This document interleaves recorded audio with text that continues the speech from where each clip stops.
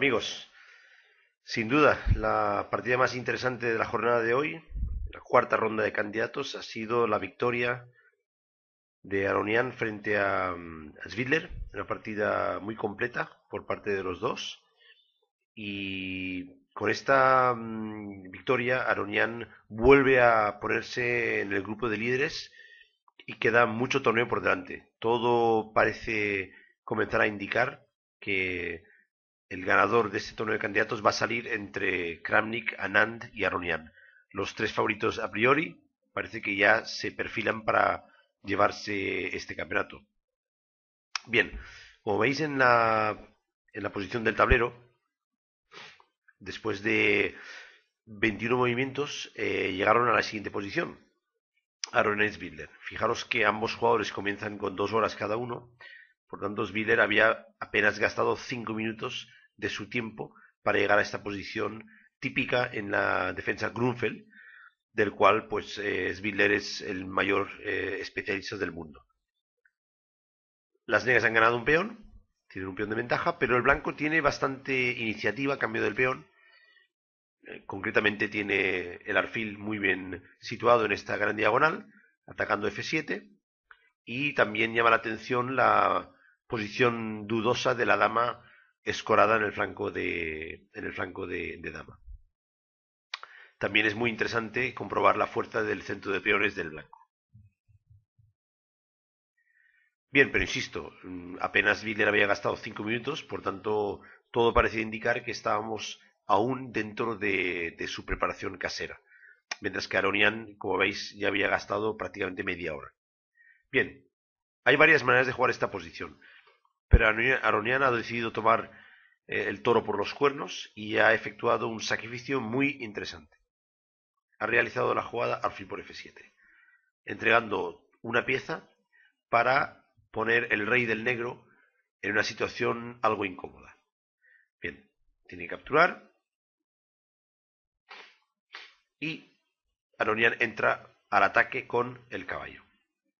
Bien, en una posición como estas es muy importante evitar el famoso mate de la coz. Os la voy a enseñar para que ninguno de vosotros podáis caer en ese jaque mate. Si el rey intenta escorarse en la banda, hay un patrón de jaque mate tremendamente típico que seguramente todos conocéis, que es iniciar un jaque con caballo, hacer, muy importante, un jaque doble con caballo y dama, obligando al rey a ir a la esquina, y finalizamos con una entrega de dama realmente magnífico que introduce el mate de la coz.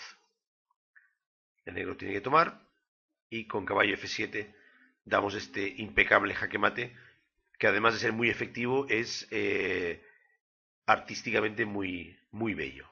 Por tanto, mate de la coz, mucho cuidado con ese jaque mate. Bien, tenemos dos jugadores que son candidatos, por tanto ambos conocen bien todos estos patrones y no van a caer. Svidler regresa con el rey a E8. Ahora no convendría entrar con la dama con jaque, porque la defensa del negro es muy fácil cuando puede regresar con la dama, buscando el cambio de damas. Entonces Aronian ha entrado con el caballo.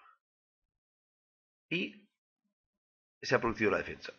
Bien, este probablemente es el primer momento importante de la partida. Como veis, Svidler, 8 minutos, sigue dentro de su preparación. Aronian ha gastado prácticamente una hora. ¿Qué hacer aquí? Parecería lógico eliminar el alfil para dar paso a que la dama pueda entrar con jaques. Y esa es la que ha hecho Aronian. Ha cambiado el alfil. Y aquí viene el segundo momento importante de la partida. Podemos dar jaque con la dama. Es una opción interesante. Bien, si dama E7, todo indica que aquí puede haber algunas opciones de jaque perpetuo. Si el rey sube para arriba, entonces seguimos con los jaques. Y es tremendamente peligroso colocar el rey en una casilla negra por la entrada del alfil sobre F4. En este caso, el rey estaría muy, muy peligroso. Pero, simplemente volviendo, todo parece indicar de que habría un jaque perpetuo. Lo cual parece muy lógico, teniendo en cuenta que Svidler está jugando prácticamente al toque. Estoy seguro que en su casa estas posiciones las habrá mirado y ya había definido que esta variante conducía al jaque perpetuo, que para él es un excelente resultado si está jugando con negras contra Aronian. También existiría la posibilidad de tabar de caballo, pero a mí me parece que esto es muy peligroso, puesto que el alfil puede penetrar en la posición por las casillas negras y también podemos avanzar el peón y el rey tiene una posición muy delicada. Bien, por estas variantes yo creo que después de dama e6 la partida acabaría en tablas. Pero Aronian, como os he dicho antes, venía hoy con ganas de hacer algo importante y ha jugado alfil c3, que ya traía de mano de antes.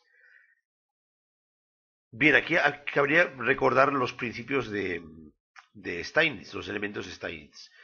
Steinitz decía que, ante todo, el primer elemento a la hora de enjuiciar una posición era la situación del rey, y solo en segundo lugar el valor material. Está claro que solamente un peón por la pieza es muy poco en cuanto a evaluación material. Si el rey negro estuviera mejor protegido, pongamos el peón en h5 y el rey por aquí en h7, creo que el blanco tenía la partida perdida. Pero mientras el rey esté en el centro, el blanco tiene la posibilidad de generar ataque contra el rey.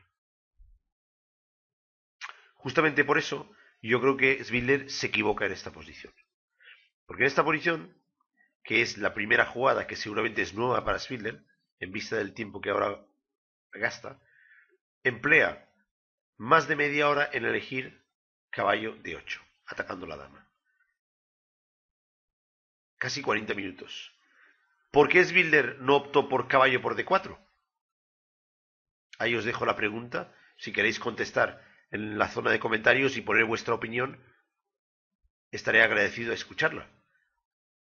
Si dama por, alfil por, torre c4, con una partida totalmente equilibrada y probables tablas, debido a los alfiles de diferente color y la presencia de 4 peones cada uno. Si alfil por caballo, torre por, alfil por, y de nuevo rey f7, seguido de torre por e4 y ventaja negra. Y finalmente, si dama a4 jaque, dama d7 buena,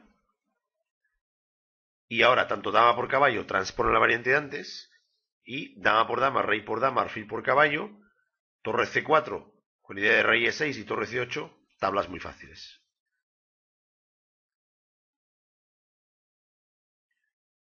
¿Svidler no ha calculado esta jugada? Por supuesto que la tiene que haber calculado ya en casa. ¿Por qué jugó caballo de 8? En mi opinión, se vio con una hora más de tiempo en el reloj y probablemente en casa habría definido que caballo por d4 conduce a las tablas y caballo de 8 conduce a una posición complicada, donde el negro tiene pieza de más pero tiene que sufrir un ataque al rey. Y en mi opinión había optado por, si llega a esta posición con igualdad de tiempo, hacer tablas. Si llega a esta posición con una hora de ventaja en el reloj, juega a ganar. Bien, es una opción importante para Svidler, pero observen que ha gastado 40 minutos para tomar esta decisión.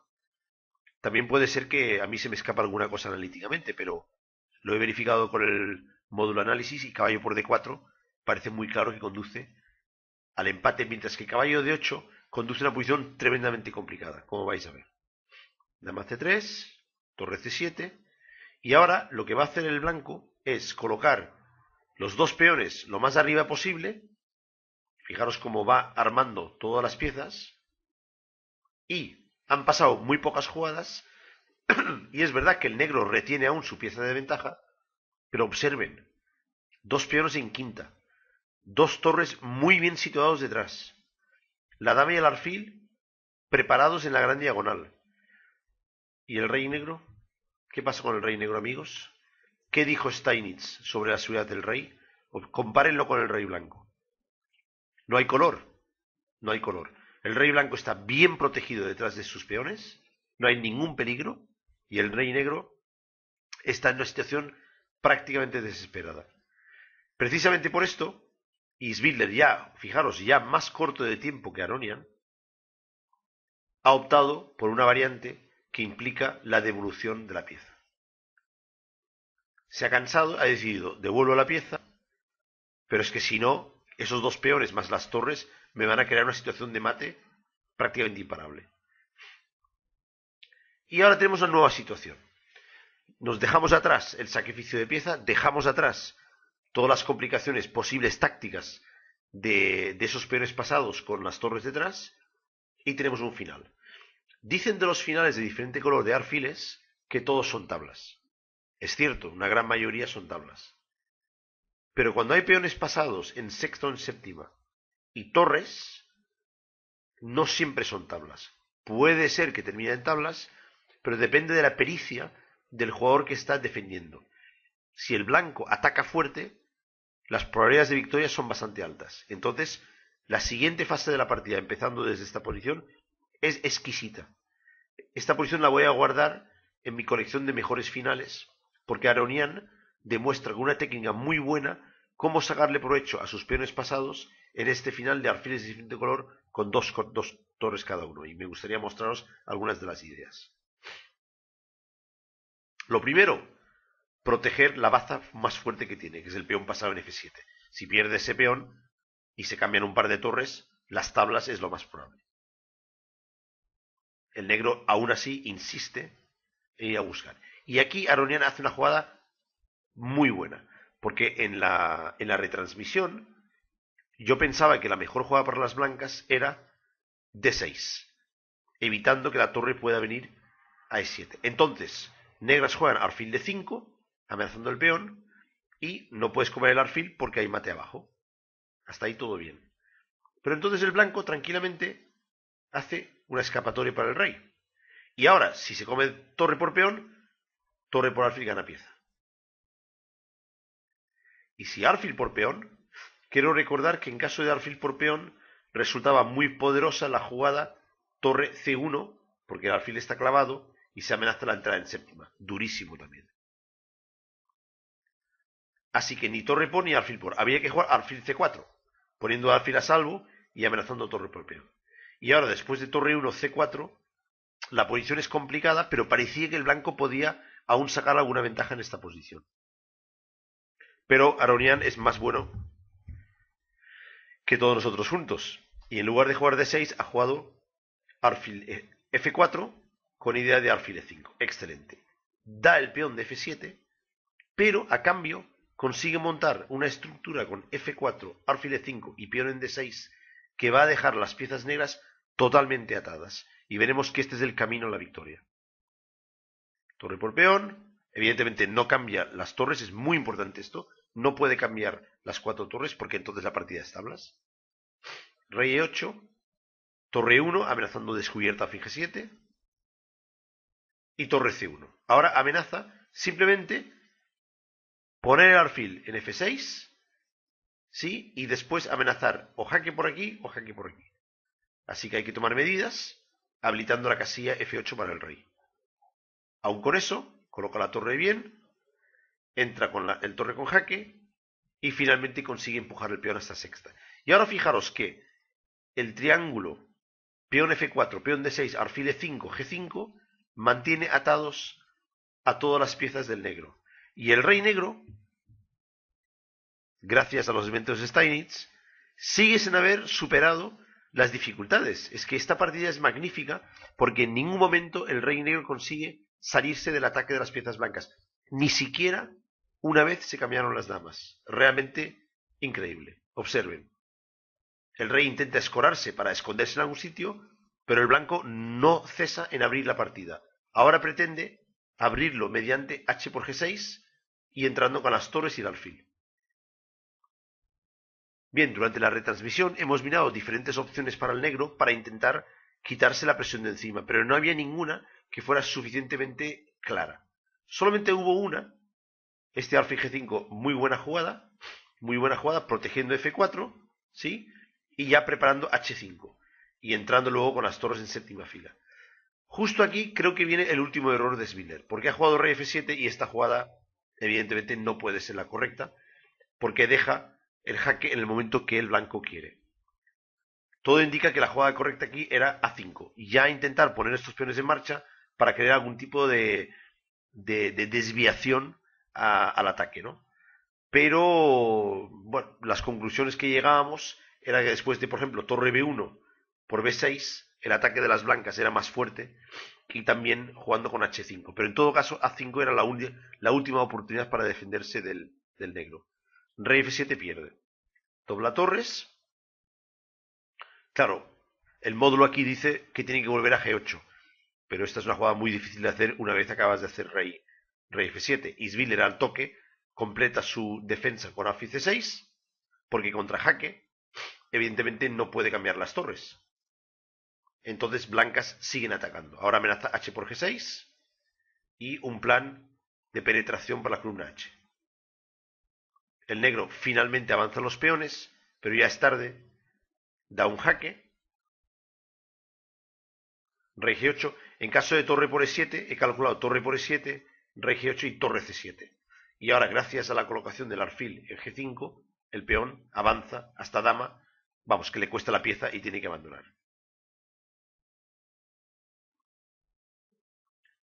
Y entonces ahora, muy bien, peón por peón y torre E6.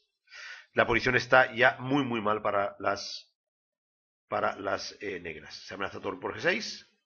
El negro intenta una última defensa desesperada, pero después de jaque y torre 6, aquí Sviller elegantemente ha optado por el abandono. La amenaza directa es torre G6 y torre H8 mate, es la amenaza directa. Por tanto, la única manera de evitar esta amenaza sería buscando alguna jugada que despejara algún camino para el rey. Por ejemplo, jugando torre F8. En ese caso, creo que la mejor jugada para las blancas es G4, F5, y una vez hemos conseguido que los peones estén en quinta y conseguir la casilla G6 de protección para la torre, ahora podemos entrar al mate. Y se haría de la siguiente forma. Si no estoy equivocado, vamos a ver cómo era. Jaque, jaque, jaque. Y evidentemente a la siguiente jugada podemos ya concluir jaque. Y el camino más rápido al mate debe ser probablemente, veamos, ¿cuál es el camino más rápido al mate aquí? Jaque por aquí y mate por aquí, ¿no?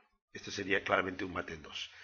Entonces no deja de ser curioso que desde la jugada 21, que Aronian sacrifica el alfil para dejar expuesto al rey negro, desde esta jugada hasta la jugada 65, incluso sin damas, el rey negro nunca ha encontrado ningún acomodo en la posición. Ha estado yendo de un lado para otro del tablero, una auténtica exhibición de Aronian, y ahora entendemos por qué este jugador tiene 2830. Porque en vez de hacer una jugada para buscar jaque perpetuo, ha incrementado la presión jugada a jugada y, como bien dice Carlsen, solo se trata de ir apretando a tu rival. Si tú le apretas, él cometerá errores. Si no le apretas, no hay errores. ¿Por qué Sviller no hizo caballo por D4 en la jugada 27, en aquel momento que podía cambiar las damas, en vez de caballo D8? Espero vuestros comentarios abajo, a ver qué os parece. Venga, por mi parte ya está y espero que os haya gustado el vídeo. Y nada, dejar vuestros comentarios y vuestros puntos de vista y os veo en los próximos días, que tengo alguna ronda más que comentar del torneo. Venga, hasta luego, adiós.